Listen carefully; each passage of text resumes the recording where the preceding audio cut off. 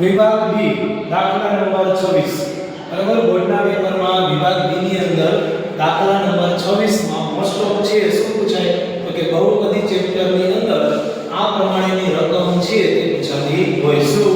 શૂન્યનો સરવાળો બરાબર -1/4 ગુણાકાર 3 હોય તેવી દ્વિઘાત બહુપદી શોધો 2 માર્કનો સવાલ છે બરાબર સાવ સિમ્પલ સાવ સરળમાં સરળ દાખલો હોય આખા પેપરમાં તો આ રોકડા 2 માર્ક્સ ગમે તે વિદ્યાર્થી હોય થોડીક વાર આમાં ધ્યાન દે અને થોડીક વાર આની પ્રેક્ટિસ કરે એટલે 2 માર્ક્સ રોકડા એને મળે તો જોઈએ કેવી રીતે આપણે દાખલો કરવો પહેલા આપણે એમ છે શૂન્યનો સરવાળો -1/4 જો અહીંયા રકમ છે એ બદલતી રીત તો સેમ ટુ સેમ આવશે સરવાળો છે -1/4 એટલે કે અહીંયા આપણે સરવાળો આલ્ફા પ્લસ બીટા -1/4 અશૂન્યનો સરવાળો ગુણાકાર 3 છે એટલા માટે આલ્ફા * બીટા બરાબર 3 ગુણાકાર 3 હવે એક બહુપદીનું નાનું એવું સૂત્ર છે તે તમારે પાકું કરવું પડશે p of x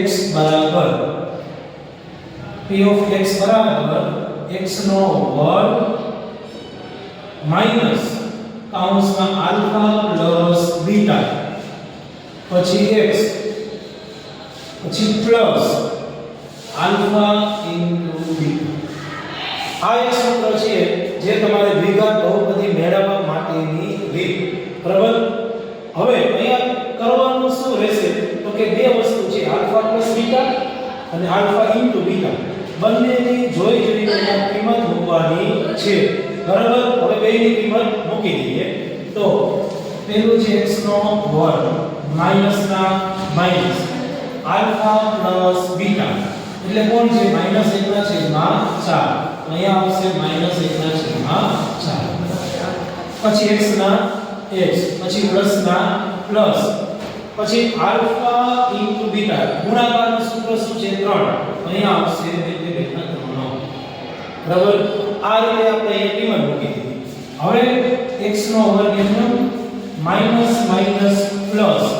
1/4 x plus 3 હવે છેદમાં કોણ છે 4 એટલે આ 4 નો ગુણાકાર આપણે બંને સાથે કરશું બરાબર તો એક 4x નો વર્ગ પ્લસ આની સાથે કઈ કરવાનું નથી એટલે એમનો રહેશે 1x અને 4 તેરી 12 આ મળી ગઈ આપણને દ્વિઘાત બહુપદી બરાબર આવો સિમ્પલ એવો નાનો એવો દાખલો છે 2 માર્ક્સ આપણને પૂરેપૂરા મળે બરાબર ફરીથી એકવાર ધ્યાન આપજો રકમ શું હોય શૂન્યનો સરવાળો એક હોય -1/4 ગુણાકાર છે 3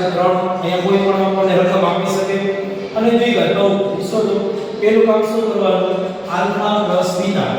-1/4 જે સરવાળો છે તે ગુણાકાર આલ્ફા ગુણ્યા બીટા બરાબર 3 જે ગુણાકાર છે તે પછી એક સૂત્ર છે p of x બરાબર x નો વર્ગ માઈનસ ખાસ નિશાનીમાં જોજો માઈનસ અને પ્લસ સૂત્રમાં નિશાની માઈનસ અને પ્લસ કૌંસમાં આલ્ફા પ્લસ બીટા એટલે કે સરવાળો અહીંયા આવે સરવાળો અને છેલ્લે આવશે ગુણાકાર તમારે બેઠે બેઠું મૂકી દેવાનું સરવાળો ગુણાકાર બરાબર જે આપ્યો હોય તે જ x નો વર્ગ માઈનસ ના માઈનસ સૂત્રના માઈનસ પછી આલ્ફા પ્લસ બીટા માં માઈનસ છે એટલે એ મૂકવાના માઈનસ 1/4 અને ગુણાકાર પ્લસ 3 પછી માઈનસ માઈનસ પ્લસ થઈ ગયા એટલે પ્લસ થઈ ગયા અને છેદમાં 4 હતા એટલે બે બાજુ શું કરી દેવો ગુણાકાર જો 4 ન હોય છેદ ન જ હોય બેથી છેદ નથી તો આ તમારો જવાબ સીધો જવાબ બની ગયો છેદ હોય તો બે બાજુ ગુણાકાર કરવાનો બરાબર હવે રકમમાં થોડો ફેરફાર ઘણી વખત થતો તો શું હોઈ શકે ધારો કે અહીંયા વર્ગમૂળમાં 3 છે આવી રકમ આવી જો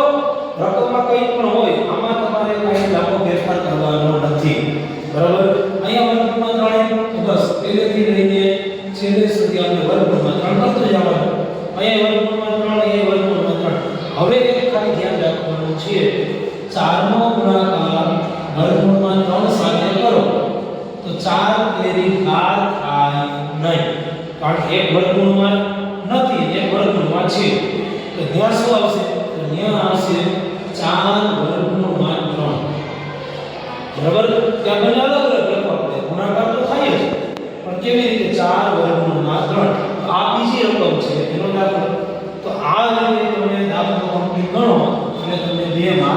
મળે એટલામાં દાખલા નંબર 26 નો ક્રમ આ પ્રમાણે હોય છે. આની હવે આપણે પ્રેક્ટિસ થોડી કરવી પડશે. એના માટે હું તમને રકમ આપું, બરાબર? એની તમારે આમાંથી જોઈ જોઈને પ્રેક્ટિસ કરવાની. ખાસ નિશાનીમાં અને કિંમત એ બધું વ્યવસ્થિત લખો એટલે તમને રોકડા 2 માર્ક્સ 26 માં